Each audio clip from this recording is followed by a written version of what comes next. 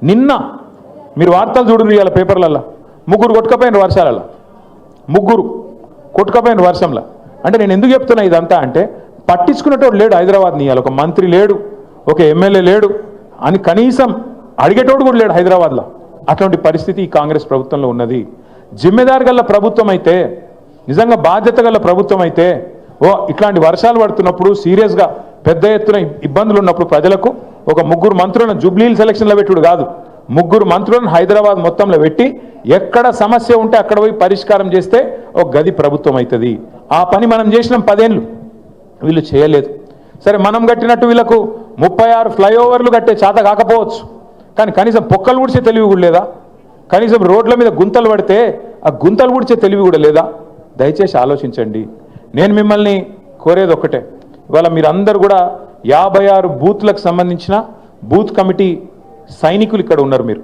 మీ అందరితో నా ప్రార్థన ఒకటే మళ్ళీ కేసీఆర్ గారే రావాలన్న మాట ఇవాళ హైదరాబాద్లో కాదు ఇవాళ రాష్ట్రంలో ఉండే ప్రతి వర్గం నుంచి ఒక్కటే మాట వినబడతా ఉన్నది అప్పుడే మంచిగుండే తిరిగి కేసీఆర్ గారిని తెచ్చుకోవాలనే మాట వినబడతా ఉన్నది అందుకే నేను మిమ్మల్ని కోరేది ఒకటే కేసీఆర్ గారు తిరిగి మళ్ళీ రాష్ట్రానికి నాయకత్వం వహించాలి అంటే ఆ జైత్రయాత్ర మీ జూబ్లీహిల్స్ నుంచే మొదలు కావాలని చెప్పి నేను కోరుతా ఉన్నా మీ వెంగళరావు నగర్ డివిజన్ నుంచే మొదలు కావాలని నేను కోరుతా ఉన్నా यहीं से शुरू होना अपनी जीत की जो सिलसिला है यहीं से शुरू होना है क्योंकि आज हर कोई चाह रहा आप कोई ऑटो चलाने वाले हमारे भाई से पूछो क्या हालत है रे भाई क्या हालत है बर्बाद हो गया ना भाई क्या करें मैं 2-4 महीने पहले मैं आ रहा था कहीं असेंबली से मैं पार्टी ऑफिस आ रहा था आते आते बीच में वो बंजारा हिल्स के पास लाइट रेड लाइट आया तो रुक गया मैं इतने में मेरे बगल में एक ऑटो आ गया ऑटो वाला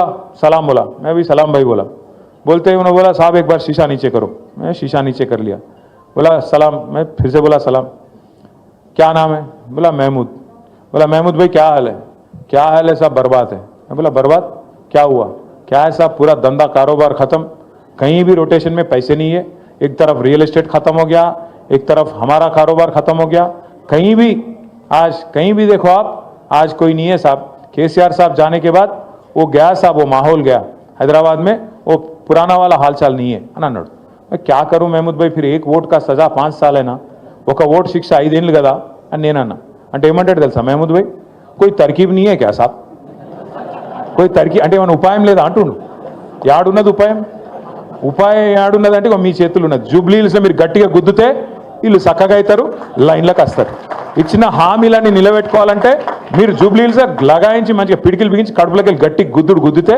అన్ని చక్కగా వెళ్తాయి తులం బంగారం వెళ్ళాలి 2500 రూపాయలు వెళ్ళాలి ముసలోళ్ళకు 4000 పెన్షన్ వెళ్ళాలంటే మీరు ఇప్పుడు మళ్ళా అటు ఓటేసి మళ్ళీ ఇటు అడిగినాం అనుకో రేవంత్ రెడ్డి ఏమంటాడు మాకే ఓటేసారు జూబ్లీహిల్స్ ప్రజలు మేము ఒక్క హామీ నిలబెట్టుకోకపోయినా అన్ని లంగ మాటలు చెప్పినా అన్ని దొంగ మాటలు చెప్పినా జూట మాటలు చెప్పినా నాకే ఓటేసారు కాబట్టి వీళ్ళకి ఇచ్చేదేమన్నది లేనేలేదు కానీ రేవంత్ రెడ్డిని అని తప్పులేదు రేవంత్ రెడ్డి అనేట ఆయన చాలా నిజాయితీ గల మోసగాడు ఆయన ఏ మాట కామాట చెప్పుకోవాలి పోయి ఎందుకంటే ఆయన ముందే చెప్పిండు ఎలక్షన్ ముందే ఏం చెప్పిండు ప్రజలు మోసం చేసేటోళ్ళనే నమ్ముతారు మోసగాళ్ళనే నమ్ముతారు అందుకే మేము మోసం చేస్తామని చెప్పిండు పాపం ఆయన చాలా నిజాయితీ గల మోసగాడు ఆయన అని తప్పులేదు కాకపోతే బాధ ఎక్కడ అనిపిస్తుంది అంటే మనం మంచి వాళ్ళని చూసినాం ముఖ్యమంత్రులను ఓ చంద్రబాబు నాయుడిని చూసినాం ఇదే రాష్ట్రంలో మనందరం చూసినాం ఓ ఎన్టీ రామారావుని చూసినాం తర్వాత అటెనక రాజశేఖర రెడ్డి సార్ని చూసినాం రోషయ్య గారిని చూసినాం కేసీఆర్ గారిని చూసినాం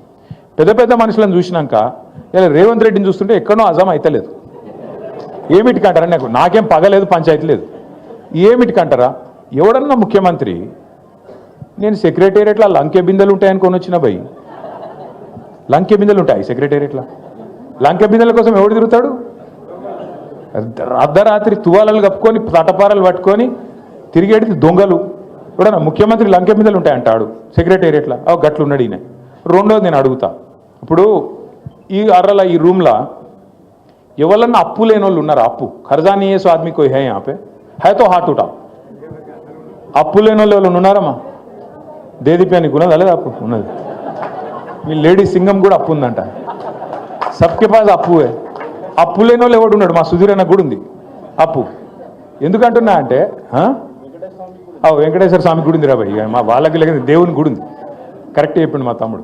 అయితే ఎందుకు చెప్తున్నా అంటే అప్పు అందరికి ఉంటుంది, కానీ ఏం చేస్తాం మనం?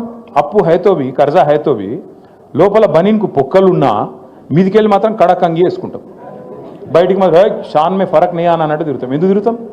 మళ్ళీ ఎవడన్నా అప్పు ఇవ్వాలంటే ఏమన్నా వద్దా? ఇవ్వాలన్నా లేదా? ఇవ్వాలి మరి, అందుకే తిరుగుతాం అట్లా. కానీ ఈయన ఎట్లున్నాడు ముఖ్యమంత్రి? ముఖ్యమంత్రి అంటేనే కుటుంబానికి పెద్ద. ఈయననే తెల్లారి మార్కెట్లో పడి నా రాష్ట్రం దివాలా తీసింది, నా రాష్ట్రం సంకనాకిపోయింది, నా రాష్ట్రం మొత్తం ఎయిడ్స్ పేషెంట్ అయిపోయింది, నా రాష్ట్రం క్యాన్సర్ పేషెంట్ అయిపోయింది, నేను ఢిల్లీకి పోతే నాకు ఎవడు అపాయింట్మెంట్ ఇస్తలేడు, నాకు అపాయింట్మెంట్ ఇస్తే చెప్పులు ఎత్తుకపోతాడేమో అని భయపడుతుర్రు, ఇట్లా మాట్లాడతాడు ముఖ్యమంత్రి. గీననట మన జుబ్లీల్స్ని ఉద్ధరిస్తారట, హైదరాబాద్ను ఉద్ధరిస్తారట. మీరు ఆలోచన చేయండి, గిసొంటి ముఖ్యమంత్రిని ఏమన్నా చూసినామా? ఇంకోటి అప్పు ఉందనుకో, ఇప్పుడు నేను సుధీర్ అన్న కాడ 1 లక్ష రూపాయలు అప్పు తీసుకున్నాను అనుకో, చెప్తా నేను ఏం చెప్తా అన్న, ₹1 మిత్తి ఇస్తా, నాకు 6 నెలల్లో వాపస్ ఇస్తా అని చెప్తా. ఏదో వెళ్ళలేదు నాకు. సుధీర్ అన్న ఫోన్ చేస్తున్నాడు 6 నెలల తర్వాత, ఏమైనా భయ్ ఇస్తలేవు అని. 2 సార్లు ఫోన్ ఎత్తుతా, 3 సార్లు ఫోన్ కట్ చేస్తా, I'm not accessible, not reachable అని పెడతా. పెట్టినాక ఓ రోజు సుధీర్ అన్న వచ్చి పట్టుకుంటాడు, అరే దొరుకుతలేవు ఏం సంగతి రాబాయ్ అని పట్టుకుంటాడు. పట్టుకున్నాక ఏం చేయాలి నేను? అరే కాదన్న దండం పెడతాను, ఏమనుకోక జర వెళ్తలేదు, ఇంకో నెలాగి ఇస్తా అని చెప్తా. కానీ ఈ ముఖ్యమంత్రి ఎట్లున్నాడు తెలుసా?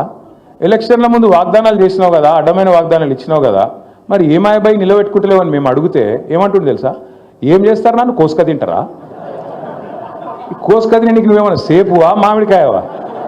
ఎవడు కోసుక తింటాడు, ఏం కోసుక తింటాడు అంటే గంత గిట్లాంటి మాటలు మాట్లాడే ముఖ్యమంత్రి నా జీవితంలో అయితే నేను చూడలే. పెద్ద పెద్ద వాళ్ళని చూసినాం, మంచి మంచి వాళ్ళని చూసినాం, ఇసొంటోని ఎప్పుడు చూడలే.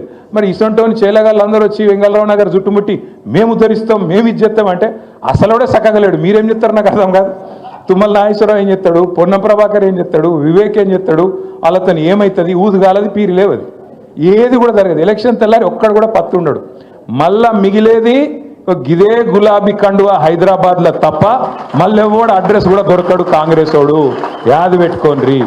నేను మిమ్మల్ని అందరినీ కూడా ఒక్కటే కోరుతున్నా, మనోళ్ళకి ఏమలవాటు అంటే వెంగళరావు నగర్లో కానీ హైదరాబాద్లో కానీ మీరందరికీ మనకు కొద్దిగా నవాబీ టచ్ ఉంటుంది కదా, హైదరాబాద్లో అంటే కొద్దిగా నవాబీ టచ్ ఉంటుంది. మనం జైలు వెళ్ళాం ప్రచారంకు, మెల్లగా ఆరామ్సే उठते आराम से चलते आराम से अपना काम चलता. सुबह सुबह 9 बजे मीटिंग बोलते कैसे आना रे भाई, रात को 2 बजे सोए कैसे उठना, ఈ టైప్ ఉంటాం మనం. ఈ ఒక్క 2 నెలలు దయచేసి కొద్దిగా టైంకు వండుకోండి, టైంకు లేవుర్రి, జర్ర కష్టపడుర్రి దయచేసి. నెంబర్ 1 రిక్వెస్ట్ మీకు, పడదామా వద్దా? ఆ పొజిషన్లు ఉన్నాం కాబట్టి మళ్ళీ పొజిషన్లకు రావాలంటే లగాయించి పని చేస్తేనే అవుతుంది తప్ప మనం డైలాగులతో కాదు. నెంబర్ 1. నెంబర్ 2, మరి గోపీనాథ్ ఉండే పెద్ద దిక్కు, మీ అందరికి అండగా ఉండే, మరి అన్నవాయే కదా ఎట్లా, గోపన్న లేడు కదా ఎట్లా అనే బాధ మీకు ఉండొచ్చు. మీ అందరికి నేను మాట ఇస్తున్నా, ఒక్క గోపన్న లేడు కానీ గింత పెద్ద కుటుంబం మీకున్నది. నేనున్నా, విష్ణన్ ఉన్నాడు, సుధీర్ అన్న ఉన్నాడు, భాస్కర్ అన్న ఉన్నాడు, సోహెల్ భాయ్ ఉన్నాడు, సునీతమ్మ ఉన్నది, దేదీప్యం ఉన్నది. ఇంతమందిని కూడా మీరు ఏ అర్ధరాత్రి పిలిచినా మీ కాడికి వచ్చే బాధ్యత మాది. తప్పకుండా మిమ్మల్ని కాపాడుకునే బాధ్యత మాది. పెడతారు కేసులు, పెడతారు, బెదిరిస్తారు, ఇది అంటారు, అదంటారు. మీరు చూస్తూనే ఉన్నారు కదా నా వెంబడి ఎట్లా పడ్డారు. కేటీఆర్ని ఇలా జైల్లో పెడతారు అని ఒకడు అంటాడు, బాంబులు వెళ్తూనే ఉన్నాయి దసరాకు అని ఒకడు, దీపావళికి అంటాడు ఒకడు. మరి ఆ దీపావళి పోయింది, ఇప్పుడు మళ్ళీ దీపావళి వస్తుంది, బాంబు లేదు భీము లేదు. భయపడద్దు, రాజకీయంలో ఇవన్నీ కామను. వాళ్ళు ఏందో చెప్తాం, కేసులు పెట్టి బెదిరిస్తాం అనుకుంటారు. భయపడితే మనం లీడర్లం కూడా కాదు. బరాబర్ కొట్లాడాలి. ఒక పీజేఆర్ కొట్లాడినట్టు, ఒక కేసీఆర్ కొట్లాడినట్టు, ఒక గోపీనాథ్ కొట్లాడినట్టు బరాబర్ మనం గల్లీలో నిలబడాలి. అన్యాయానికి ఖిలాఫ్గా మాట్లాడాలి, కొట్లాడి నిలదీసి మన పార్టీని మళ్ళొక్కసారి గెలిపించుకోవాలని చెప్పి నేను విజ్ఞప్తి చేస్తా ఉన్నాను.